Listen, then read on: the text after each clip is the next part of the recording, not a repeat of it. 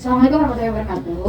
Selamat siang Bapak dan Ibu sekalian. Sebelumnya saya sangat mengucapkan terima kasih banyak atas kehadirannya. Terima kasih banyak sudah meluangkan waktu untuk hadir dalam seminar kali ini. Sebelumnya perkenalkan, saya Keisha Mujahidah selaku presenter yang akan menyampaikan materi hari ini. Nah, sebelum kita masuk ke dalam materi, saya ingin bertanya, apakah ada yang tahu nih kira-kira Bapak Ibu sekalian, tahu materi apa yang mau saya sampaikan hari ini? Ya, boleh silahkan Ibu. Iya, betul Bapak. Iya, terima kasih banyak atas jawabannya. Betul, jadi materi yang saya akan sampaikan hari ini adalah terkait tentang pembelajaran online atau pembelajaran di era digital. Oke, tanpa lama-lama kita masuk material. Without any further ado, let's go to the materials. First, the materials name. The themes about materials is Digital Learning Media for Junior High School Teacher. Nah, sebelum kita masuk ke intinya, ke poin-poinnya, kira-kira apa sih digital learning itu? Medianya tuh apa aja? Terus kenapa kita sebagai guru itu harus tahu gitu media pembelajaran ini? Ya, untuk lebih banyak informasi, untuk lebih mempermudah, ya betul. Terima kasih. Nah, jadi digital learning media for junior high school itu adalah, kalau diartikan dalam bahasa Indonesia, adalah media pembelajaran secara online atau secara digital menggunakan gadget ataupun media lainnya kayak TV, itu juga bisa ya, smart TV yang seperti itu. Nah, digital learning ini sangat membantu di era sekarang. Kita nggak bisa berbohong ya, di era sekarang itu semuanya sudah serba digital kan, betul Bapak Ibu? Jadinya ini tuh bukan hal yang sulit lagi untuk generasi-generasi sekarang. Generasi Z, generasi Alpha itu sudah menggunakan yang namanya gadget, bahkan sejak mereka tuh masih kecil banget. Umur kita kan 4 tahun udah pinter buka YouTube sekarang kan ya. Oke, untuk lebih tahu tentang digital learning ini, kita masuk ke latar belakang. Nah, for the background, the technology it's being legit that we can make more easier to teachers or to teaching or to learning something. And now the student in this era, student live in the environment about digital. Jadi siswa tuh udah gak asing gitu karena mereka lingkungannya tentang perangkat digital, yang dimana it makes the student more interest to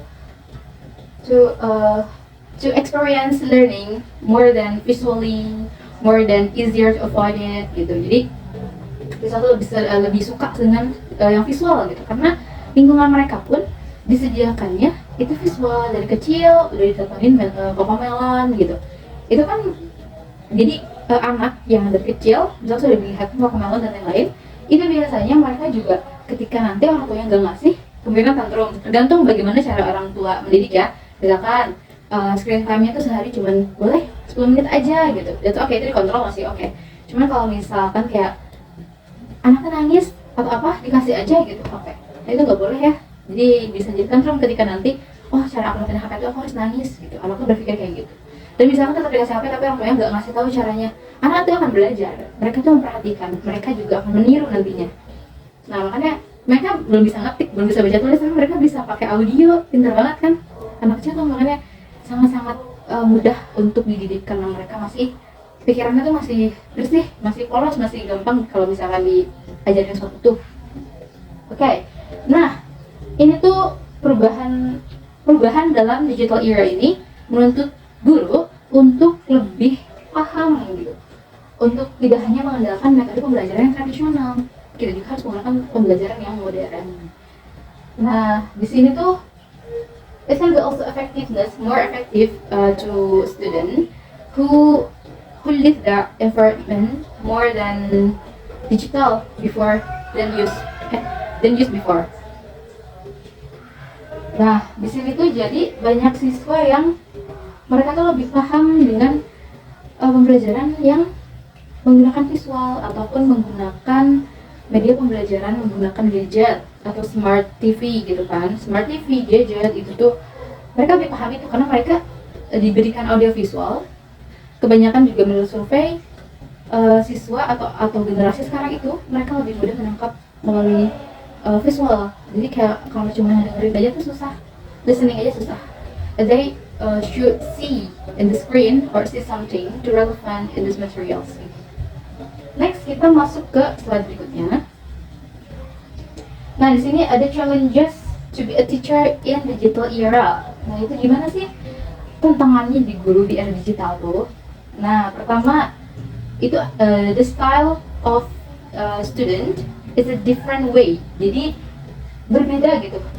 Cara siswanya belajar tuh beda. Mereka nggak tertarik lagi dengan buku. Mungkin masih ada, tapi bukunya buku novel, bukan buku pelajaran. Sedangkan dulu kan yang bisa diakses hanya buku pelajaran yang bisa kita akses tuh untuk dapat jawaban. Sekarang kan banyak Google, terus juga referensinya juga nggak hanya di Google, Wikipedia. Mungkin banyak orang yang pakai Wikipedia. Terus banyak banget ya. Terus juga berikutnya tantangan dari guru tuh ada literasi digital. Digital literasi it mean teacher should be know more information better than student. Jadi guru dituntut untuk tahu lebih banyak informasi dibandingkan dengan murid. Untuk apa? Untuk kelancaran pembelajaran, untuk need analysis. Need analysis apa? Siswa itu ada yang mereka mudah menggunakan visual, gambar gitu. Ada yang mereka lebih mudah mendengarkan, ada yang mereka lebih mudah ketika mencatat gitu. Ya ada reading, speaking gitu, listening, dan beberapa skills lainnya. Nah makanya di sini guru itu memang harus supaya bisa relevan dengan metode dengan era sekarang. Next ada technology access. Technology access mean not all the schools in here that have digital facility. Jadi nggak semua sekolah ya, Bapak Ibu sekalian, nggak semua sekolah bisa gitu, nggak semua sekolah. Nah, nggak semua sekolah tuh ada fasilitasnya. Terus ada jadi nggak semua bisa mengakses teknologi sama rata. Masih banyak yang bahkan buku aja tuh sulit diakses gitu. Kayak di beberapa wilayah terpencil, bahkan sekolahannya pun tidak bisa diakses atau dilalui dengan mudah gitu jalan untuk ke sekolahnya tuh. Gimana caranya si teknologi ini bisa masuk kalau saat ini masih banyak sekolah yang kesulitan akses jalannya saja masih sulit. Fasilitas bukunya ya apalagi. Bahkan bangunan sekolahnya pun bisa dibilang itu bukan bangunan sekolah gitu, hanya sebatas saung gitu atau gubuk yang dibangun supaya anak-anak tetap bisa menempuh pendidikan gitu. Nah, itu salah satu sulitnya jadi guru ya, dan juga beberapa tantangan sosial lainnya. Berikutnya ada kurangnya pelatihan. Nah, kurangnya pelatihan di sini banyak sekali dari guru-guru di sini kan sudah ada yang berumur, sudah ada yang sepuh ya, Bapak Ibu sekalian. Nah, di sini tuh dengan banyaknya guru-guru senior, tetapi di era yang sekarang tuh serba digital. We want to order some food in restaurant and we can just only take order to robot. Jadi kayak dianterinnya sama waitress itu robot, dianterin sama pakai pelayanan itu serba robot. Ada yang bahkan tokonya tuh nggak dijagain, tapi ya udah self service gitu, kejujuran aja. Tapi kayaknya Indonesia tidak cocok ya kita taruh satu seperti itu. Oke. Nah pelatihan di sini, kurangnya pelatihan di sini itu sangat-sangat mempengaruhi. Yang dimana siswa bisa jadi lebih pintar menggunakan teknologi dibandingkan guru. Sedangkan kami atau kita sebagai guru itu dituntut untuk bisa lebih bisa daripada siswanya supaya kita tidak tertinggal, supaya itu tidak diremehkan. Tetapi dalam satu waktu intinya tantangan juga nih kurangnya pelatihan tuh. Jadi di Indonesia tuh kebanyakan ya udahlah yang penting ada formalitas aja ada pelatihan. Padahal pelatihan itu tidak hanya cukup sekali, 2 kali, tapi harus rutin. Karena makin sini setiap hari tuh ada aja teknologi baru, ada teknologi yang sangat bagus atau sangat lebih bagus dari hari sebelumnya untuk digunakan dalam media pembelajaran. Baik, berikutnya ada jenis media pembelajaran. Nah, jenis media ini ada 2, yaitu media konvensional dan media digital. Media konvensional di sini adalah media yang still used in this era, but it's not interest, but the student is interest to the way learning. Contohnya apa? Contohnya buku. Sebetulnya itu sangat bagus. Referensinya masih buku fisik gitu. Tapi banyak siswa yang, aduh, kayak gini lagi belajar teh. Kadang ada guru yang udah datang nyuruh, oke, buka halaman sekian, dijelaskan, setelah itu dikasih soal siswanya. Itulah, di situ tidak ada interaksi bonding antara guru dan siswa. Nah, itu sangat mempengaruhi juga ya cara belajar siswanya. Jadi kalau cara pembelajaran seperti itu, siswa tuh hanya diberi saja hanya mereka tuh oke, kamu harus menerima saja informasi yang saya sampaikan gitu. Padahal kan siswa itu beda-beda. Ada yang ya udahlah, saya mah nerima aja. Ada yang kok bisa gitu sih Bu? Saya mau nanya Bu, kok bisa gini gitu. Critical thinking gitu. Ada siswa yang critical thinkingnya tajam. Nah, terus tidak ada refleksi di akhir. Kayak misalkan sudah menjelaskan sudah saja, oke, kalian bisa langsung kerjakan soal. Nah, itu tuh tidak ada refleksi. Jelaskan apa tadi Ibu tuh, misalkan tentang alam, tentang ekosistem tuh tadi apa ya anak-anak? Ekosistem tuh tadi apa, dan bisa menjawab. Itu refleksi. Memastikan bahwa materi yang kita sampaikan itu sampai juga ke siswa. Seperti itu. Terus berikutnya ada media digital. Nah, media digital ini mencakup website, LMS, video, atau sampai ke game edukatif itu bisa loh. Game edukatif itu sangat-sangat mempengaruhi juga.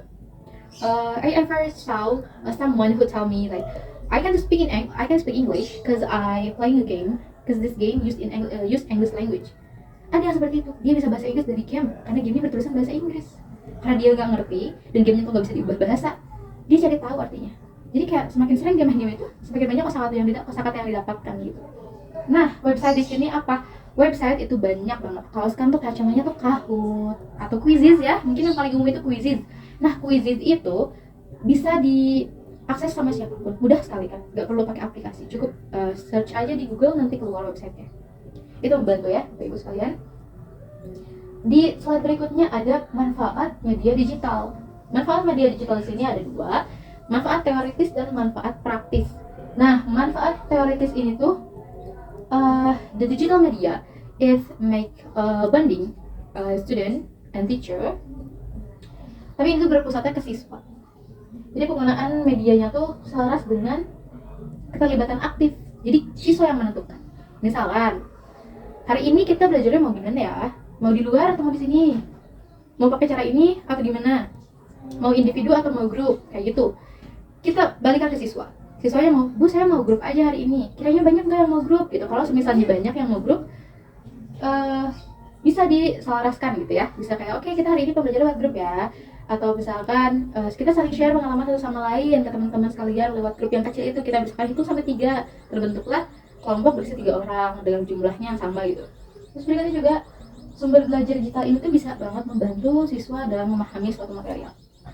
Dan berikutnya ada manfaat praktis. Manfaat praktis di sini itu guru yang menyusun dan menyampaikan modul ajar ataupun media pembelajaran yang diambil. Contohnya apa? Lewat buku, atau misalkan hari ini ibu mau belajar lewat aplikasi ini ya. Anak-anak ada yang tahu gitu. Kayak ya mungkin ibu sudah kirimkan tugasnya di classroom. Nanti coba discuss sama temennya. Setelah itu present in front of the class gitu. Kayak gitu ya. Ini tuh bisa cepat mengevaluasinya. Jadi guru yang menyampaikan, guru yang menjelaskan, tapi siswa juga berperan aktif di sini, tetap berperan aktif. Dengan tadi kayak what I explained in this video, what I explained in the website before I send to you guys gitu. After this, the student can be avoided. A student can present their understanding about the materials inside of the circles of the group or inside the class in front of anyone, gitu ya. And next, ada contoh media dan tools digital. Contoh media dan alat digital gitu ya. Nah, website. Pertama ada website itu banyak. Ada Google Site, WordPress untuk menyajikan materi yang menarik. Jadi kadang kita bosan kan, kita aja gurunya, tuh materi saya gini-gini aja. Saya mau cari yang lain. You can use this. You can use the Google Site atau WordPress. Itu tuh bisa membuat media tuh lebih menarik gitu. Cara pembelajaran lebih asik. Bisa dimasukkan aja, bisa dengan mudahnya bisa diakses. Mau pakai aplikasinya ada ataupun website-nya juga bisa. Next, kalau misalkan mau buat PPT ataupun untuk presentasi nih, ibu guru sekalian, bapak ibu itu bisa banget pakai Canva. Yang mudah itu Canva ya, Canva atau presentasi yang lainnya. Canva itu jadi banyak sekali template-nya. Bapak ibu sekalian tergantung kebutuhan, mau buat PPT atau mau buat worksheet itu ada, atau misal mau buat mind map itu banyak banget bisa diakses. Cukup di search aja. Nanti setelah itu siswa dapat lebih menarik gitu pembelajaran. Oh iya, hari ini ibu tuh mau presentasi nih. Presentasinya yang pertama ada video pembelajaran dulu. Ayo nonton dulu videonya. Setelah itu ibu akan menjelaskan tentang isi dari video ini. Atau misalkan kalian ada yang lebih paham dari ibu, boleh ya gitu. Tapi yang sampai siswa lebih paham ya. Maksudnya di sini supaya menaikkan semangat mereka. Next, ada untuk evaluasi interaktif. Nah, evaluasi interaktif kayak gini. Ini ketiga website ini bisa digabungkan ya, ibu. Bisa di ketiga media pembelajaran bisa digabungkan. Media website itu untuk kita cari atau mengolah materinya supaya lebih menarik. Kedua itu desain presentasi. Misalkan kita siapkan worksheetnya. Kita siapkan worksheetnya di sini, Google Slides. Setelah itu kita presentasikan dengan membuat di Canva atau Prezi, di sini ada ya. Kita explain about the materials. And after this, the evaluation interactive, you can use some website like Quizizz, Kahoot, Wordwall. Itu membantu banget. Jadi kayak setelah siswanya dikasih worksheet yang menarik, lalu gurunya menjelaskan dulu dari Canva. Setelah itu untuk refleksi demi pemahaman siswa itu sampai mana sih? Ada yang kesulitan nggak kiranya? Kita pakai Kahoot ini atau Google Quizizz ya, yang paling umum itu Quizizz kan. Ini bisa dipakai untuk membantu siswa lebih memahami. Kita bisa tahu siswa mana nih yang kurang paham dengan skor hasil nilai yang ditunjukkan di akhir soal itu, di akhir penilaian. Yang next ada cara praktiknya. Nih, cara praktiknya itu gimana ya? Dalam studi kasus ada penerapan media digital. Jadi first of all, of course, we should be understand about the digital materials or the digital learning, digital tools for our understanding to explain some materials to student. Contoh tuh ada gini, seorang guru SMP berhasil meningkatkan keterlibatan siswanya, interaksi siswanya, keaktifan siswa dalam kelas dengan menggunakan pembelajaran interaktif itu, menggunakan pembelajaran online. Pembelajaran online itu banyak ya, pakai Google Classroom itu sudah online gitu. Hasilnya siswa lebih antusias gitu, pakai pembelajaran online tuh lebih antusias, nilai mereka lebih tinggi. Dan karena apa? Karena disampaikannya menarik dan mudah dipahami. Terus ada pentingnya tuh inovasi berkelanjutan. Innovation, we should gather more and more every week. Jadi harus lebih baik lagi, lebih bagus baik lagi. Jangan gamenya tuh oke online, tapi kayak udah Kahoot lagi, atau kayak gak ada interaksinya sekali. Jadi kayak udah pas datang silakan kerjakan kuisis di sini, silakan kerjakan Kahoot di sini, soalnya sudah ibu send kayak gitu. Nah itu tuh bosan jadinya anak-anak tuh. Memang mereka menyenangkan. Ada sebagian yang kayak wah sebenarnya udah gue mah beres gitu, gue segini aja beres gitu. Ada yang aduh bu kenapa gini lagi gitu, saya mau belajar yang lain. Ada interaktifnya. Jadi kita harus balancing tentang interaktif in real life between student and teacher, sama interaktif in online learning. Kita harus balancing di sana. Terus ada sesi praktisnya. Sesi praktiknya pembuatan media. Sesi praktik pembuatan media tuh siswa tuh bisa langsung aja diajak untuk explore the website. Misalkan butuh website apa sih? Misalkan bu saya lagi butuh untuk buat PPT atau saya butuh untuk buat mind map. Guru bisa memberikan some recommendation about website. Maybe it's like Canva gitu. Canva itu bisa banyak banget template. So many more templates we can use. We can try to learning. Nah, terus ada juga penutup dan ajakan kolaborasi. Jadi di sini juga solidaritas guru dan siswa itu penting, tapi guru dan guru itu sangat penting juga. Jadi solidaritasnya jangan hanya murid dengan guru, tapi guru dan guru juga harus penuh solidaritas. Supaya apa? Bisa saling share satu sama lain. Misalkan bu tadi saya pakai aja online learning, yang ini pakai aplikasi ini. Oh iya tadi saya pakai aplikasi ini, pakai website ini. Atau misalkan ada yang tahu nggak ya website untuk akses video atau akses jurnal kayak gitu ya. Nanti kan saling share. Jadi solidaritas di sini juga penting ya antara guru dengan guru. Next, pada kesimpulannya, jadi pemanfaatan pembelajaran digital itu bukan hanya sebuah pilihan, tapi keharusan. Di era sekarang itu keharusan. Pembelajaran digital itu merupakan hal yang bukan asing lagi. Sekarang anak SD itu sudah sangat pintar, mereka punya gadget sendiri. Anak umur 3-4 tahun saja mereka sudah pintar dalam mengakses YouTube, Yoko Melon, dan lain-lain. Mereka sudah pintar, sudah bisa gitu. Jadi di generasi sekarang hal-hal seperti itu sudah lumrah, bukan hal-hal yang asing lagi. Jadi sangat mudah bagi mereka memahami hal yang visual sekali gitu, seperti YouTube atau misal video pembelajaran lainnya seperti itu. Karena di era sekarang serba canggih, serba digital, di sini juga membantu siswa paham akan inovasi. Jadi kayak ada di era digital yang betul-betul bisa diberikan gitu kan kepada siswanya, yang dia hanya fokus pada kayak belajar itu pakai buku. Iya, belajar itu pakai buku. Tapi dalam digital juga, di gadget juga itu banyak buku yang bisa diakses. Jangan sampai membuat dia merasa tertinggal. Kebanyakan teknologi itu tidak baik. Jadi segala kebutuhan yang segala sesuatu yang berlebihan itu tidak baik, betul kan? Nah, ada yang kecanduan gadget atau lainnya, itu juga nggak baik. Makanya di sini peran guru juga bisa membantu supaya siswanya control about their self. Boleh sebetulnya mau main gimana juga silahkan, tapi ada waktunya. Jadi HP itu jangan main game aja, tapi juga bisa dipakai untuk belajar loh. Seru loh, nih ibu tunjukin websitenya yang bisa belajar sambil main gitu. Guru bisa seperti itu. Oke. Mungkin sekian dari saya. Sebelum saya tutup sesi kali ini, apakah ada yang mau bertanya? Oke, Oke, kalau ada baiknya misalkan ada yang bertanya boleh datangi saya langsung atau boleh pada next session kita akan berhenti sejenak. Setelah ini kita adakan sesi tanya jawab.